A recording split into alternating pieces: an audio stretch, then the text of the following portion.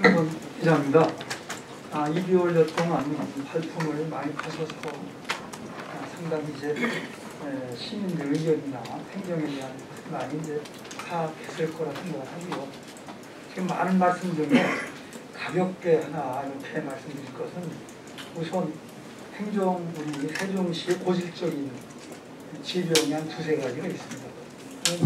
1년 2, 3일 지나면서 첫째, 부채 비율 말씀하셨는데 올해 전남치가 4,550억, 거기에 공공시설물 1천억 정도가 소요가 되면 상당수의 우리 시 예산이 이쪽 부채에 들어가는 고질적인 하나 있고요. 또 한 가지는 청정도에 있어서 근 8년 동안 최하위를 맴도는 것은 다 아는 사실이지요. 이 같은 것을 볼 때 우리 세종시가 앞으로 나가는 데 있어서 큰 걸림돌이 된다.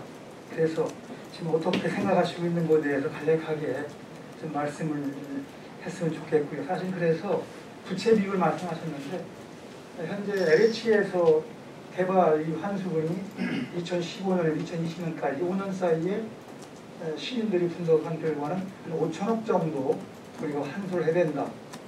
그런데 단 한 번도 적극적으로 그 개발 인수에 대해서 시에서 크게 논하거나 특히 행정적으로 국적으로 한 것이 거의 없습니다. 그래서 적극적으로 할 경우에 이번에 1,000만 원 이거 신자가 중토위에서 결정을 내렸는데 할 수 있는 것을 왜 안 했는지 궁금해요. 그래서 이 두 가지에 대해서 가볍게 이렇게 답변 좀 부탁드리겠습니다. 가벼운 질문이 아니신데 무거운 질문이지만 걸맞게 말씀을 드리겠습니다. 우선 부채액이 정확하게는 3,900억인데 금년까지 하면 4,500억이라는 걸 받아들이고, 그런데 부채를 우리가 할 때 빚을 얻었을 때 이자율이 기관에 따라서 다릅니다. 그러니까 그거는 어느 은행에서 했느냐, 또 어느 기관에서 했느냐, 국민들한테서 했느냐 이런 걸로 이자율이 다 다른데, 제가 이번 추경 300억을 세워서 부채를 갚아라라는 거죠. 농협으로부터 최근에 채무를 발생시켰더라고요. 300억. 근데 농협에서 변동금리이기 때문에 그 당시는 그렇지 않았지만 금리가 올라오다 보니 지금 그 부채 비율이 이자가 3.8%까지 올라가는 거예요. 그러다 보니까 300억이라고 하지만 3.8%의 이자 부담률이 거의 연간 40억이 넘더라고요. 그래서 이것은 우선 가는 게 중요하다. 그래서 좀 추경에서 300억으로 우선 급한 이자율이 높은 농협으로부터 얻은 채무를 상환하는 걸로. 그래서 2천억이라는 말이 무슨 말씀이신지는 모르겠지만 아마 시청 별관 짓는데 절약했던 그걸 말씀하시는 건가요? 2천억은 뭐죠? 공공시설물에 대해서 1년간 그 보수 유지하는 데 있어서 한 1,000억 정도. 그 우리가 그 시청 청사 매년 꼭 필수 과목이죠. 그래서 2030년에는 2,500억 정도의 유지가 됩니다. 그거는 공공시설 유지가 뭐냐면 전남시죠. 그 행복청으로부터 건물이 완공이 되면 그 관리 유지를 시로 이관하게 됩니다.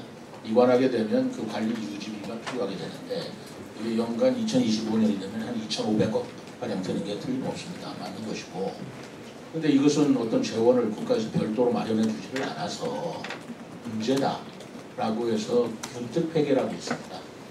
균특회계 내에서 세종시 개정에 바로 정부에서 세종시가 앞으로 안게 될 그 공공시설 관리 유지비를 보존할 수 있는 재원을 마련해 달라라고 이번 제가 기재부하고 협의할 때 이게 가장 큰 중점 사항으로 협의를 했어요.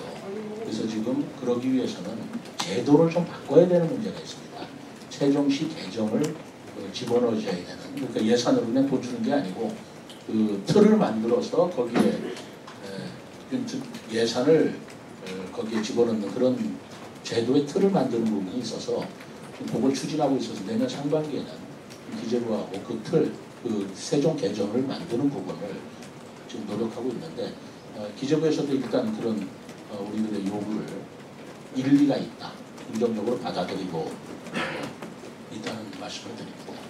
그리고 LH의 5천억은요, 그거는 그렇지 않습니다. 이 부분은 개발 이 판수를 우리가 시가 줄기차게 주장해 왔고, 우리만 그런 게 아니라 다른 자치단체에서도 이런 걸 주장을 해서 소송이 걸렸습니다. 그래서 지금 우리하고 시하고 LH하고 소송이 걸렸는데 아직 소송 결과가 안 나왔어요. 소송 결과에 따라서 그것이 뭐 5천억이 됐든 중간에 이제 이거는 이제 이치가 이렇게 돼 있습니다.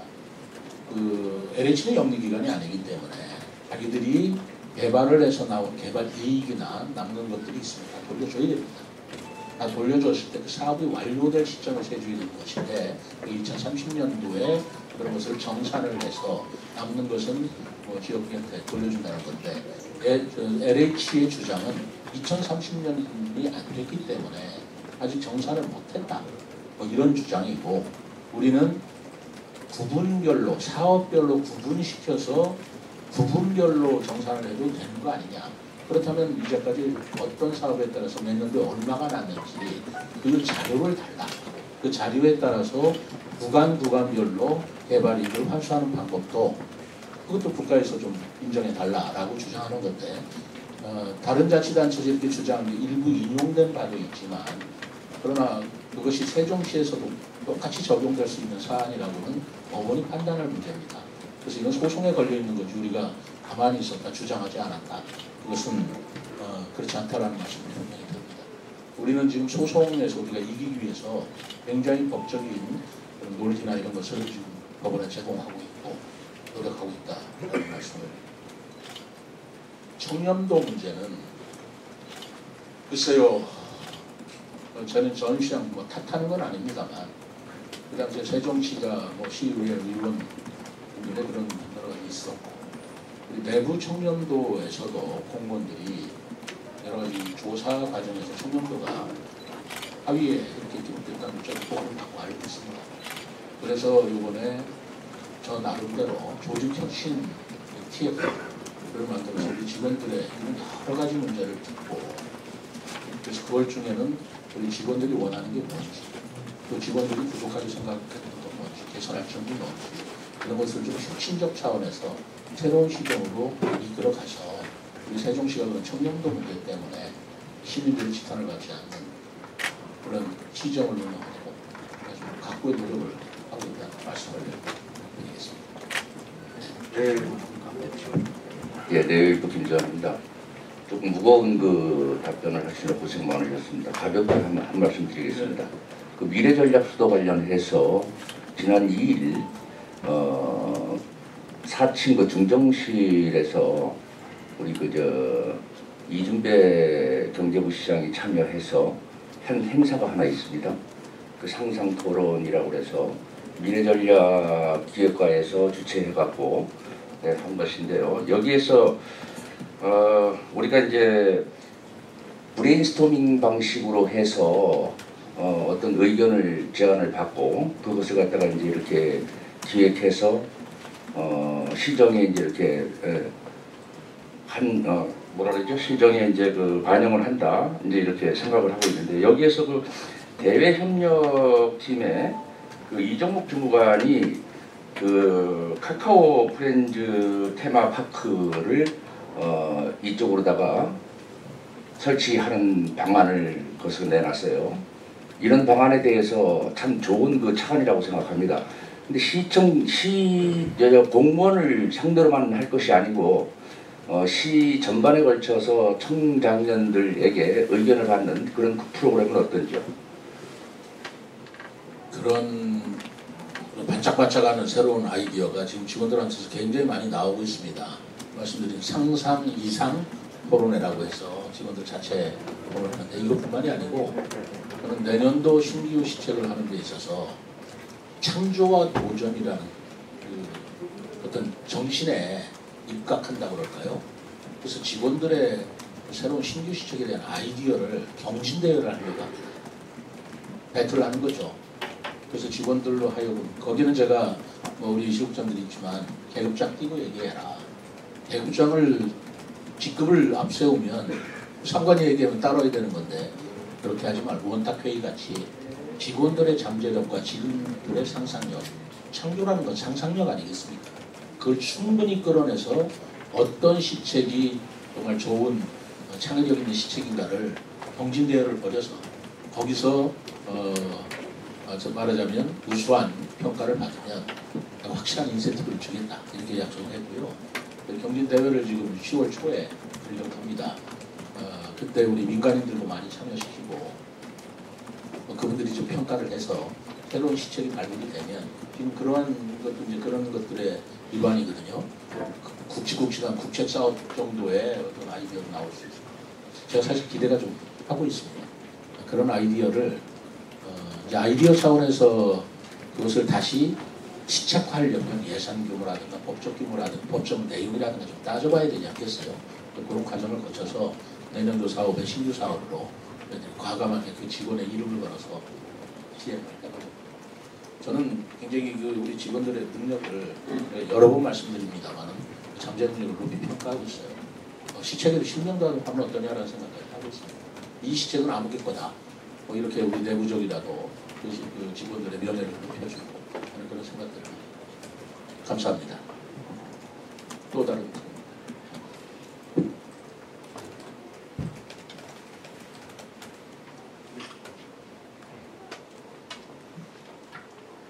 대전경제 뉴스 한영석입니다. 세종시가 이제 출발하면서부터 물론 인구 몇만 도시 이렇게 계획을 가지고 있습니다만 세종시가 출발을 하면서부터 이 지역 충남도라든가 충북 대전시의 인구를 블랙홀처럼 빨아들이고 있는 그런 현상이 있습니다. 근데 지금 물론 아직은 뭐 부족한 상황이지만 앞으로 또 세종시가 지금 말씀하신 대로 행정 수도를 발전을 하게 되면 또 다른 서울 지역과 같은 수도권이 되지 않을까 그런 걱정도 됩니다. 그래서 지역과 주변 다른 공역 단체들과 이렇게 함께 상생할 수 있는 어떤 그런 전략이 필요하다고 봅니다. 그런 쪽에서 시장님께서는 어떻게 보고 계십니까? 정말 좋은 질문 해주셨습니다. 세종시만 발전시키면 지역 균형 발전이라는 차원에서 볼 때 물론 수도권의 인구가 이 지역으로 많이 오면 얼마나 바람직하겠습니까? 이제까지는 사실 그러지를 못했습니다. 우리가 지금 인구 38만, 39만을 보고 있지만 수도권 인구가 39만이 온 게 아니잖아요. 수도권 인구는 더 늘고 있습니다. 그렇다면 수도권 인구를 세종시를 통해서 분산시키겠다는 그때 목표는 아직까지는 크게 달성하지 못했어요. 저는 솔직히 얘기해서 왜 그게 이루어지지 않았을까 생각할 때 정부 부처가 있기 때문에 사람들이 온다 이렇게 단순하게 생각할 일이 아니라고 생각합니다. 사람들이 어느 지역에 이주해 살 적에는 그 이주해서 살만한 그 도시의 삶을 종합적으로 보고 옮기는 거죠. 교육 문제, 병원 문제, 안전 문제, 직장 문제. 단지 직장이 왔다고 해서 다 이사 올 것이다. 그건 너무 낙관적인 생각이고요. 세종시가 진실로 수도권의 인구를 이쪽으로 이전시키기 위해서는 서울보다 세종시가 더 살기 좋다라는 느낌이 전달이 돼야 됩니다. 소위 말해서 세종시의 내실이만큼 단단해져야 된다고 생각합니다. 저는 공안 얘기 같고 좀 거창한 얘기 같지만 제가 시장으로서 우리 인구 40만 밖에 안 되는 시장이지만 저의 라이벌 단체장이 있다면 서울시장이라고 제가 여러 번 얘기를 했습니다. 그거는 괜히 이렇게 뭐 대든다는 그런 기분이 아니고 맞지 않습니까? 서울시의 인구가 세종시로 이전을 해야 이 세종시에 어마어마한 돈을 8조 5천억이라는 국가 예산을 들여서 만든 목적이 달성될 수 있는 건데 그렇다면 저는 서울에 사시는 것보다 세종시에 사시는 게 더 좋습니다라는 도시를 만드는 것이 이 세종시를 만든 근본적인 목적이라고 생각하고 있어요. 그래서 저희 라이벌 시장은 뭐 대전이다 충남이다가 아니라 건방진 얘기일지 모르지만 서울시장입니다. 서울시장하고 도시의 경쟁력 갖고 경쟁을 해보자는 것입니다. 그래서 여기가 기업하기가 좋다면 수도권에 이제 많이 규제를 받지만 기업도 유치하고 학교도 유치하고 함으로써 그 세종시의 경쟁력이 높아지고요. 그러면서 그것이 미래전략 수도고 그것이 나아가서 진짜 우리 시민들이 원하는 행정수도 완성까지 이루어지는 길이다. 저는 그렇게 생각하고 있는데 지금 서울에서 오는 게 아니라 대전이나 공주에서 청주에서 이렇게 인구가 오기 때문에 오히려 우리 충청권 이후의 왜곡을 우리 세종시가 일으키고 있다는 것도 사실입니다. 근데 그건 어쩌겠습니까? 그렇다고 오지 말라고 할 수도 없는 거고 그분들이 여기 오시는 것은 세종시가 스스로 살고 있는 것보다 뭔가 좀 희망적이고 메리트가 있기 때문에 오시는 거 아니겠어요? 그렇다면 저는 이 대목에서 우리가 깊게 생각할 때 충청권은 충청권으로서 뭉쳐야 하고 충청권으로서의 광역행정이 이루어져야 된다고 생각하고 그게 메가시티입니다. 그게 광역행정협의체가 출발한 목적입니다.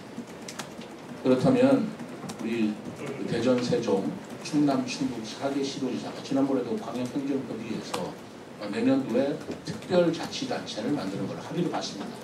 특별자치단체를 만든다는 것은 각 시도에 단체장이 있고 그리고 의회가 있습니다만 그 단체장과 의회는 보통자치단체라고 얘기합니다. 그러나 지방자치법의 특별자치단체라고 하는 것은 그 위에 광역의 4개 시도를 대표하는 단체장을 뽑고 그리고 4개 시도의 의회가 다시 참여하는 광역의회를 두어서 거기서 광역적 문제를 논의하고 해결한다는 그런 발상이거든요. 그것이 광역특별자치단체의 내용입니다. 이제 그것을 실현해 나가면서 나중에는 정말 어떻게 될지 모르죠. 뭐 4개 시도가 옛날 충청도로 다시 뭉치게 될지. 어쨌든 행정적 차원에서 쪼개진 행정을 하지 말고 통합된 행정을 하면서 효율성과 그리고 경제성을 높이자는 게 우리 특별자치단체고 메가시티의 근본적인 목적이죠. 이제 그런 것들이 이제부터는 좀 본격적으로 나가야 할 시점이다 라고 생각합니다. 네, 김무승 기자님.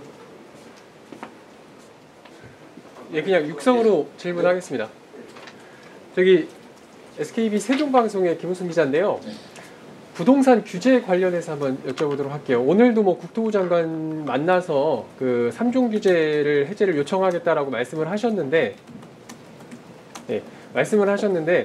사실 뭐 세종시의 가장 핵심이 지금 청약 경쟁률이 이제 5대 1을 넘다 보니까 이제 해제가 안 되는 계속적으로 이제 거기에 막혀 있는 상황인 것 같거든요.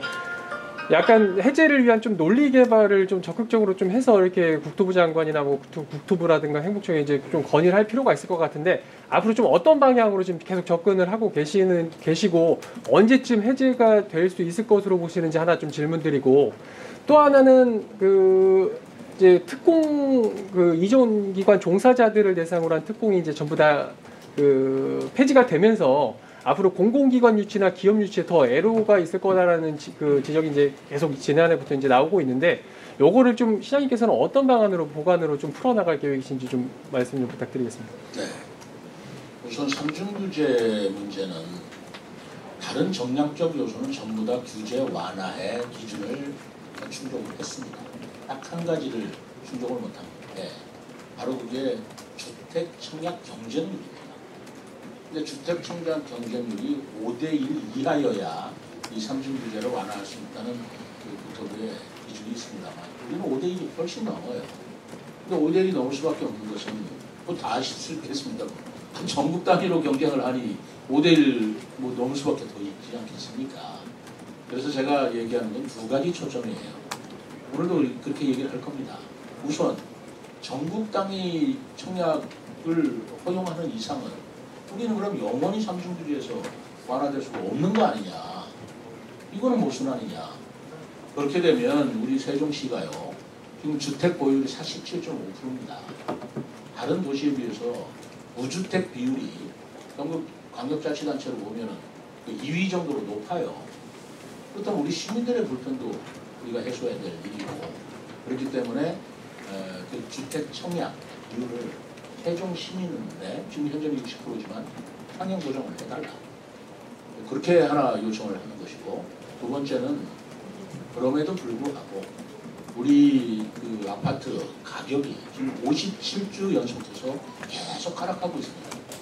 이렇게 하락세가 된다면 이건 투기를 방지하는, 말하자면 아파트 가격이 계속 올라간다면 투기를 방지하기 위해서 이런 규제가 납득이 되는 것이지만, 값이 떨어지고 있는 마당에서도 투기를 이 지역에 뭐 포함시켜서 거래를 못하게 한다면 계속 값은 더 떨어질 텐데, 그럼 우리 시민들한테 무슨 경제적인 손실을 빠지겠는가.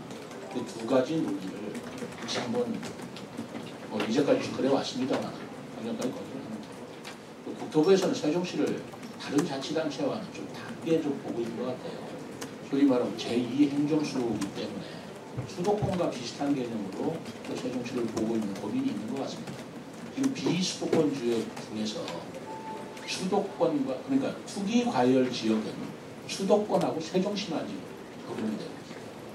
말하자면 세종시를 수도로 보고 있다는 생각일 수 있습니다. 우리가 이 세종시는 제2행정수도다, 제2수도다 이렇게 얘기하는 그 시각을 국토부 차원에서 적용을 한다면, 그렇기 때문에 투기과열 지역이 아직도 좀 풀기에는 위험하다, 뭐 이런 생각을 가지고 있는 것 같은데, 어쨌든 이 문제가 좀 난제이긴 합니다. 그러나 저는 시장입니다.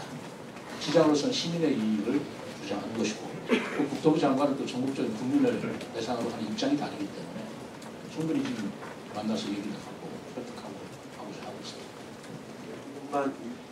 이만 기자님. 예, 주진우스 24 이희택 기자입니다.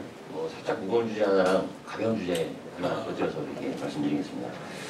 일단 첫 번째는 시장님이 너무 잘 아시는 문제지만, 이제 세종시 출범 10년 차를 맞아서 이제 단층제 구조에 대한 재진단이라든가 대응 필요성이 부각되고 있고, 시에서도 이제 대응 방안을 찾고 있는 것으로 알고 있는데요. 아무튼 그런 부분들 때문에 공직자들 사이에서는 17개 시도 중 업무 부하가 세종시가 가장 많이 걸리고 있다, 이런 얘기들을 계속 좀 하고 있는데, 시장님은 어떻게 보시는지에 대한 부분도 좀 궁금하고, 그 과정에서 이제 최근 직원들에 대한 안타까운 사망 사고들도 있었고, 그 부분이 좀 단층제의 업무 부하에 일부 영향이 있었던 것 아니냐라는 분석도 좀 있는데요. 그것과 맞물려 가지고 교통교부세가 또 단층제로서 누락된 수년간 누락된 부분들, 재정 특례 기간 연장이라든지 이런 부분에서 이제 TF팀 구축을 해가지고 대응을 해나가실 것으로 알고 있는데, 이에 대한 큰 틀의 방향성은 어떻게 갖고 계신지에 대한 질문 하나랑요. 두 번째는 시장님이 좀 관심이 많은 문화 분야에 대한 질문인데요. 코로나19 이후에 이제 3년 만에 이제 세종축제도 부활이 돼서 이제 10월 7일 날 열리게 되는데요. 이번에는 어쨌든 정원산업박람회를 연계해서 기대감도 좀 높은 상황입니다. 그래서 큰 틀에서 또 시장님이 인선 4기에 들어서 이번 세종축제는 어쨌든 문화재단에 위탁한 첫 축제라는 부분도 있고, 어떻게 좀 다듬어 가고 있는지.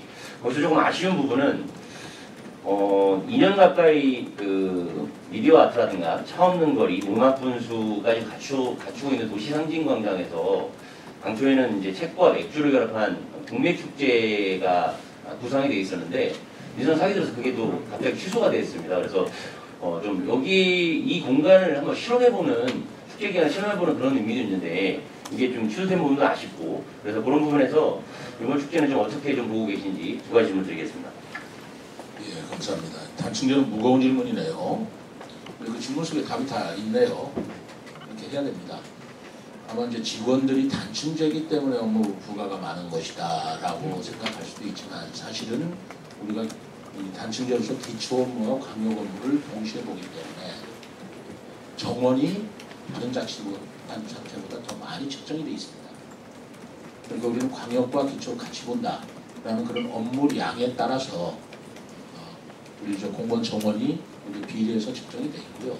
거기에 따른 인건비라든가 보통교부세도 배정이 되어 있습니다. 그러니까 물론 부족한 점이 있는지는 모르겠지만, 우리가 단층제이기 때문에 단층제의 이 공무원 수로 두 가지를 다 한다, 이렇게 생각하시는 것은 저는 하지 않다. 거기에 대한 배려나 이미 증언이 되어 있다라는 말씀을 드립니다. 그러나 또 동시에 그렇기 때문에 업무 부담이 많지 않느냐라는 말씀도 하시는데, 이게 단층제 문제라기보다는 인사 운영상에서 제가 어찌할 수 없는 부분을 좀 묻는 게 있더라고요. 그게 하나 뭐냐면 휴직제도입니다. 지금 출산이다, 육아다, 또는 가사 돌봄이다, 뭐 여러 가지 질병이다라는 휴직이 지난 정부 들어서 굉장히 완화가 됐어요. 소위 워라밸, 그리고 말하는 일과 직장의 그런 균형이라는 차원에서 굉장히 완화가 된 건 사실인데, 이 휴직이 되면 그 휴직한 자리의 일을 누군가는 해야 되지 않습니까? 그렇다면은 휴직이 되면 거기에 결혼이 즉각 따라줘야 되는데, 이 결혼이 즉각 따라주기가 제도적으로 굉장히 어렵다는 것입니다.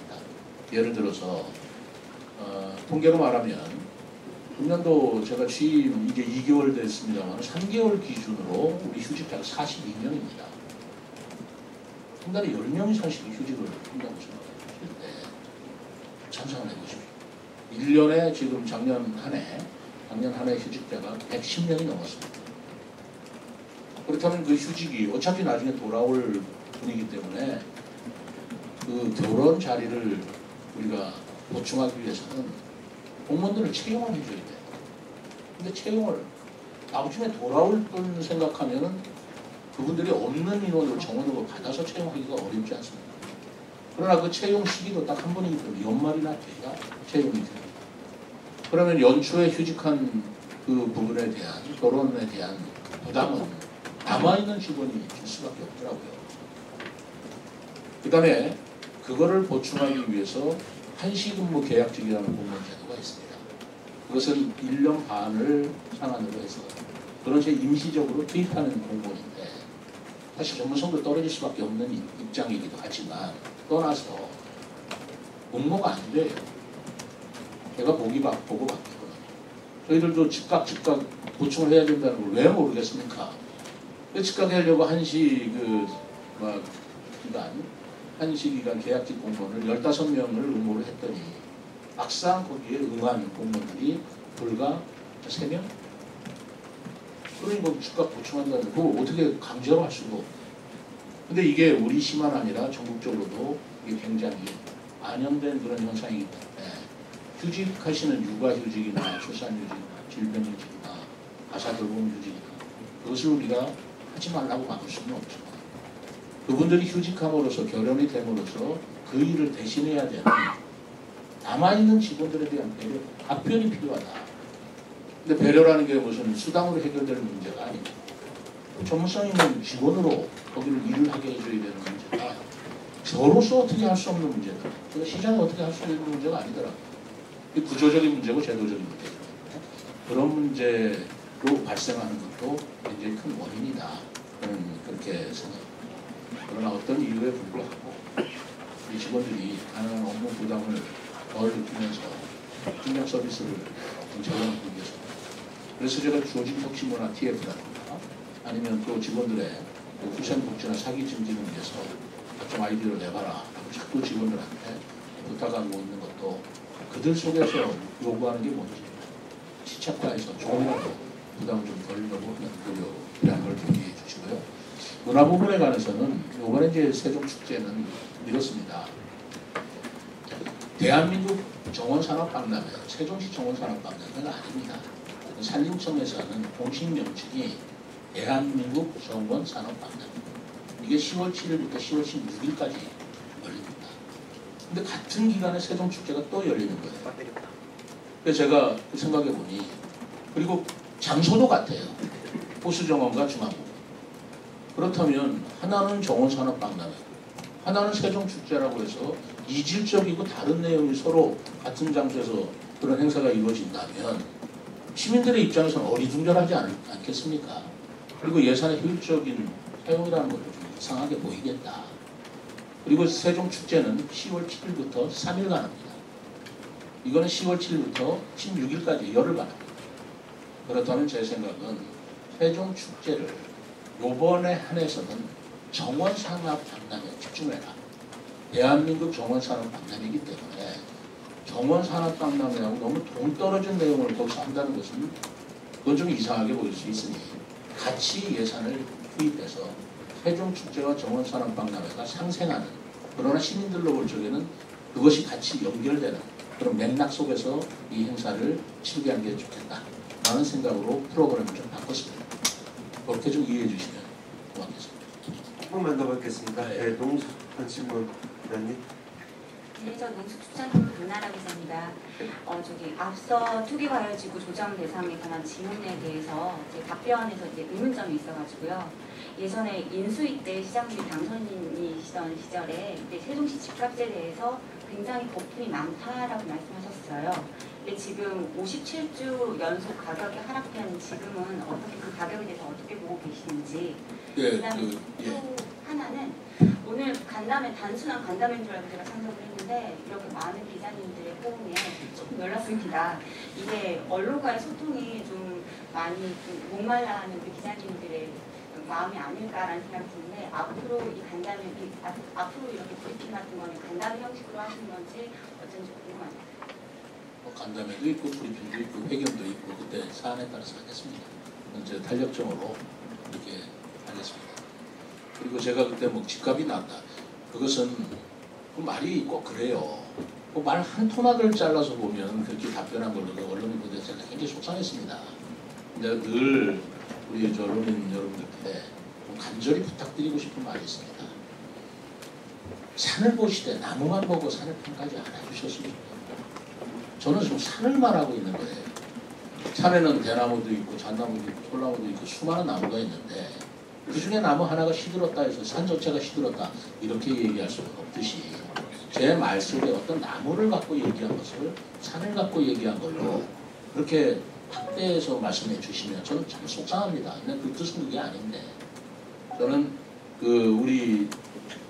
아까 그때 제가 좀 생각이 나는 것은 우리 세종시 주민들의 아직까지도 47.5%의 무주택자 이분들의 고통을 우리가 얘기했던 겁니다. 그렇다면 이분들한테 주택을 좀 마련하기 위해서 규제가 완화돼야 된다. 투기 규제가 완화돼야 되고 그리고 아까 주택 비율도 우리 시민들한테 80%까지는 올려야 된다. 라는 그런 맥락을 말씀드린 건데 그럼 지금 세종시 집값이 뭐 높습니까? 낮습니까? 그래서 제가 그 앞에 그랬어요. 이 우리 집값이 갑자기 높아져서 이렇게 삼중기재 다 먹어버린 원인 중에 하나가 2020년도에 그 당시 민주당 김태년 원내대표가 수도로 만들겠다고 하는 바람에 갑자기 2배로 뛰어버렸던 거 아닙니까? 그러니까 굉장히 거품이 그때 있었는데 그런 거품으로 봐서는 세종시 집값이 높은 것이다 라고 얘기하는 것이거든요. 그 얘기를 앞뒤로 다 얘기되면 하나도 이상한 얘기도 아니고 오히려 우리가 그런 거품에 따른 이제는 떨어지고 있지 않습니까? 당연히 그 거품이었기 때문에. 그러니까 그 거품이 빠지고 있는 그 상황에서 그 삼중 규제를 완화한다는 논리도 더 강화될 수 있는 것이고 우리 무주택자 시민들의 그런 그 불편이나 고통도 제가 대신해서 말씀드릴 수 있고 거기에 대안이 삼중 규제를 완화하고 그리고 주택 청약 비율을 경쟁을 세종 시민에 한해서 높이자. 그렇게 큰 산을 얘기했는데 거기에 딱 하나 주택 가격이 거품이 아주 많다라는 그것만 가지고 얘기를 하신다면 그거 어떻게 말씀을 드려야 될까 참 속상합니다. 그래서 제가 정말 저도 말이 부족하고 어떤 때는 뭐 말실수가 없다고 볼 수는 없지만 앞뒤 좀 챙기셔서 산을 보시되 숲을 보시되 나무만 갖고 숲을 이렇게 하지 않으셨으면 좋겠다는 부탁이 맞습니다. 시장님 마지막으로 뭐 기자분들 중에 명인전에 관심이 많습니다. 영의전 그렇죠. 제가 아까 소상공인 지원에 대해서는 두 번째 원칙을 세웠다고 하는데 사실 영인전에 대한 지원이 국비가 내년부터 100% 삭감이 됐습니다. 100% 삭감이 됐습니다. 전액 지방비로 해야 돼요. 근데 저는 올해 추경에 그 영인전을 쓰면 그 현금을 돌려주는 그 캐시백이 10% 캐시백을 해주지 않습니까? 줄이지 말자 그랬습니다. 금년 추경에 금년 연말까지는 줄이지 말자. 그래서 그 예산을 그대로 반영을 했고요. 그것은 지금 경제가 어려워서 죽겠는데 거기에 또 예산이 깎였다고 해서 또 가중시키면 소상공인들 얼마나 힘들겠는가. 그리고 그 여민전의 효과가 저는 분명히 있는 걸로 판단하고 있습니다. 지역 확대로서 여민전을 우리 지역에 했으면 돈이 왜 자금 유출 그게요 자족 기능하고 다 연결되는 거 아니겠습니까? 세종시의 자족 기능이 부족하니 대전에서 그 돈을 쓰고 하면은 그 돈이 우리 돈인데 대전에서 돌아가는 걸 막기 위해서라도 영인전을 우리가 지역에서 쓰도록 유도해야 된다는 생각이 있고요. 그리고 캐시백 10%는 제가 우리 청사 별관 짓는데 1,000억가량 붙는 거거든요. 그걸 보류시켰습니다. 기자회견에서 제가 발표했습니다. 그때 그 1,000억에 대한 별관을 짓는 설계비가 올해 27억에 써 있는데 그것은 민생 경제에 쓰겠다라고 제가 말씀드렸습니다. 기억나실 겁니다. 그것을 이번에 여민전 예산을 올려서 캐시백에 쓰자. 그래서 이번 추경에는 제가 기존 그대로 10%의 여민전을 발행하고 하는 걸로 생각합니다. 내년에는 여민전 자체는 유지를 해야 된다고 저는 생각합니다. 왜냐하면 이 캐시백이 5%냐 10%냐가 중요한 게 아니라 어쨌든 우리 세종시의 자금이 여기에를 유출하는 것은 여민전의 효과가 굉장히 크다고 하고 저는 판단하고 있기 때문입니다. 재정이 좀 부담이 된다 하더라도 내년에도 내가 여민전은 좀 유지해야 되겠다는 생각을 가지고 있고 이렇게 예산 우리 담당자들 제가 논의도 하고 지시도 했습니다. 네. 시간이 많이 흘렀네요. 제가 좀 나가봐야 되기 때문에 안 말씀드린 대로. 네, 이상으로 간담회를 마치겠습니다. 여러 달 진지한 그 노력 주시고 그 나름대로 아는 그대로 답변을 드렸다고 생각합니다. 모쪼록 추석 명절 아주 편히 즐겁게 보내시고 추석 끝난 뒤에 또 하나 뵈십시오. 이런 말씀 드리겠습니다. 감사합니다.